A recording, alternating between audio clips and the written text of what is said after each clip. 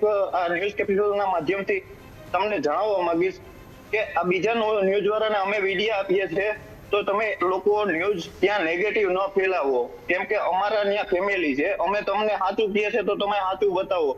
પછી બીજા ન્યૂઝ વાળા એમ કહે છે કે જ્યાં 15-17 જણા ફસાયા છે, એવું કશું નથી. અહીંયા હું મીડિયાના માધ્યમથી કહીશ અને તમે આ રીલ્સ મૂકજો. હું તો કહું કે મને કઈ ફેર નથી પડતો, બતાવજો. અમે નેગેટિવ તમને આપતા નથી, અહીંયા એવું કઈ સિચ્યુએશન છે નહીં. ના, બિલકુલ આપની વાત પ્રતાપભાઈ અમે પણ ધ્યાનમાં રાખીશું, પરંતુ વાત ખાલી એટલી હોય છે કેમ કે યુદ્ધની જે સ્થિતિ હોય છે એ યુદ્ધની સ્થિતિ ખૂબ જ ગંભીર હોય છે અને આપણા લોકોને કોઈ પ્રકારે જો તકલીફમાં હોય, પીડામાં હોય તો એ પણ દર્શાવવાની જવાબદારી અમારી છે પ્રતાપભાઈ. હા, કોઈ પણ જાતની મુશ્કેલી છે નહીં. હું તમને જે છે એ સત્ય કહું છું. હું છું આ ખુદ, હું અત્યારે ઓન ડ્યુટી વર્ક ઉપર છું. જી બરોબર.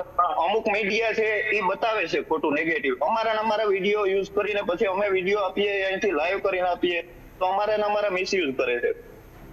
બિલકુલ બિલકુલ જે આપ કહી રહ્યા છો બિલકુલ આપની વાત સાચી છે અને અમે પણ બિલકુલ ધ્યાન રાખીશું જ્યારે સમાચારો અમે પ્રસારિત કરીએ ત્યારે. પ્રતાપભાઈ, તો આપ શું કહેવા માંગશો, તમારા પરિવારજનોને શું કહેવા માંગશો?